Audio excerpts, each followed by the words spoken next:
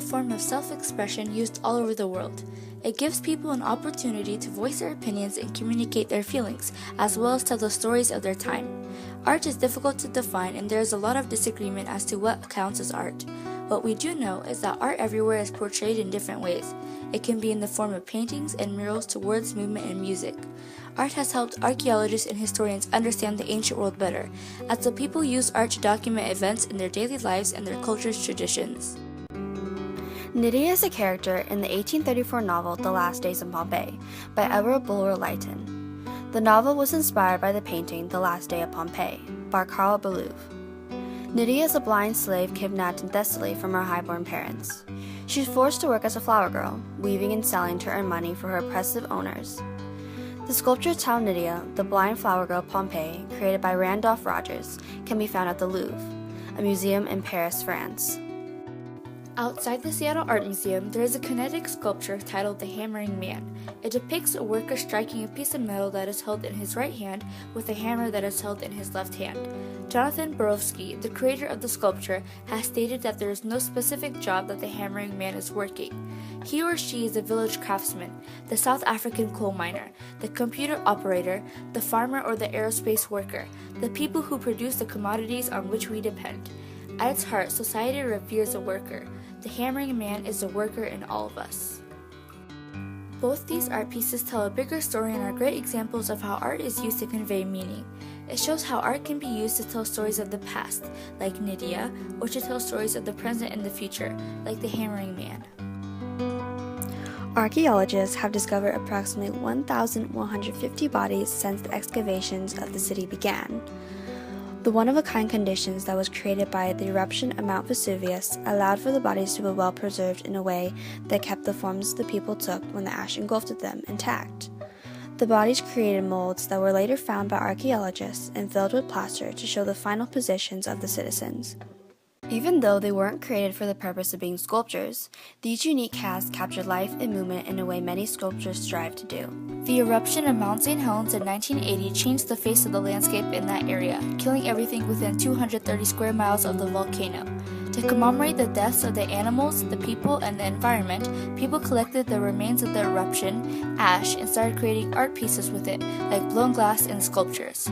Both these two types of art show that beauty can come from destruction and sorrowful events. Dale Chihuly was born in Tacoma, Washington in 1941. He is a well-known glass artist across the nation. Glassblowing is a type of art form involving inflating molten glass into a bubble with a blow tube. It is a very popular ancient form of art in Italy, also practiced in Pompeii. Most of Chihuly's works are inspired by the Pacific Northwest environment.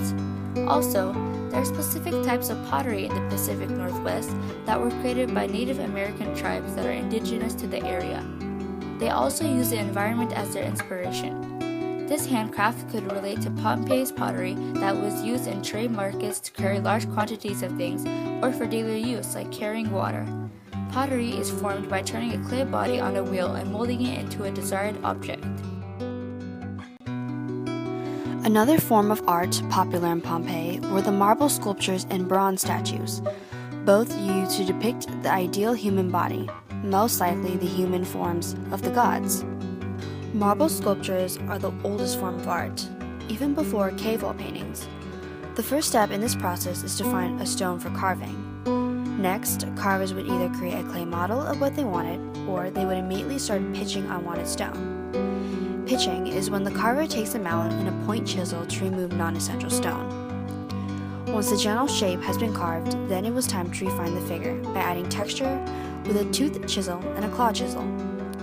The last process is to polish the final shape of the sculpture, usually using sandpaper and emery, a type of stone to bring out the color of the stone, reveals patterns in the surface, and adds a sheen.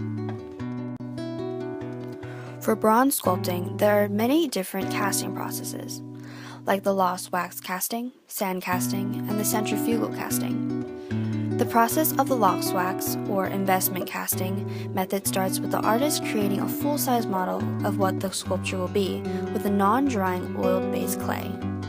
Then, from the clay model, a mold is made, either from plaster, flexible gel, or a similar rubber material.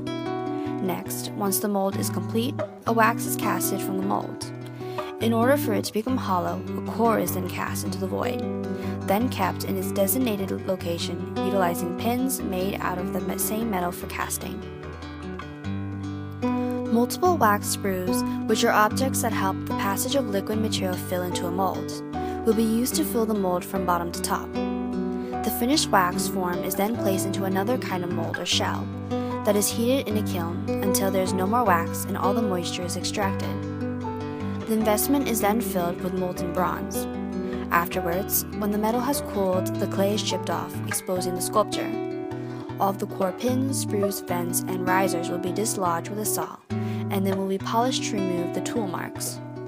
Handmade jewelry in both Pompeii and Seattle have been heavily influenced by the area and what natural resources it has to offer in terms of its geography, economy, inhabitants, and stature.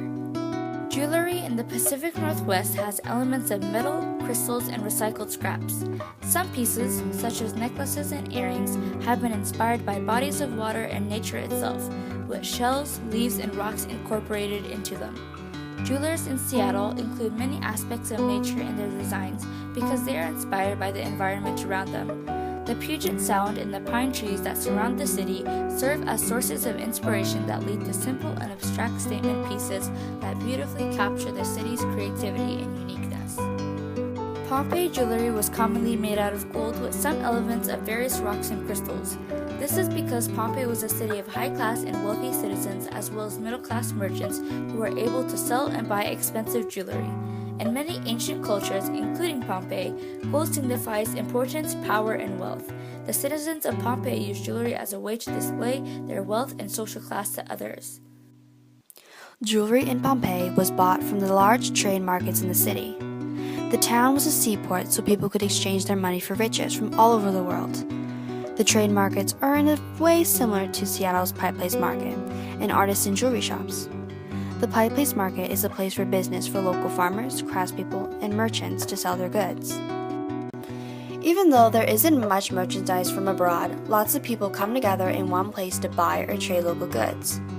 There are also many artisan jewelry shops located throughout the city that sell locally made and Pacific Northwest inspired earrings, bracelets, necklaces, and more. Along with these 3D art pieces, the people of Pompeii also have many 2D art pieces as well, including fresco, mosaic, and most surprisingly, street art. Fresco is a type of art that uses lime mortar, which is a mixture of lime putty and sand. The mixture is then placed on a wall while you paint directly on it, still wet. Quite a few paintings in this style were found along the walls of brothels, but also in the homes of the wealthy. A popular art style in Rome was also found in Pompeii, which is not surprising considering how close the cities were to each other and the amount of wealth in Pompeii. This type of art is called mosaic. Mosaic is the art of creating images by assembling pieces of colored glass, stone, and other materials. Another type of art found in Pompeii was street art. Street art today is used as an expressive canvas for those who want to display their creativity, vent their anger, and ask their questions. In Seattle, street art is used as a way of telling Seattle's history, as well as for people to stand up for their rights and show their imagination and individuality to the rest of the world. It was the same thing for Pompeii citizens as well. They used the street to array political campaigns, declarations of love, and everything in between. There are many ways that we can express our emotions and show our individuality, and art is one of them. Art can be found in anything that uses imagination and creativity. It is because art that many historians and archaeologists are able to understand the ancient worlds better. A picture is worth 1,000 words. Not only does it help us understand the past, it allows us to speak out and be heard in the present, making the future a better place. Art is not what you see, but what you make others see.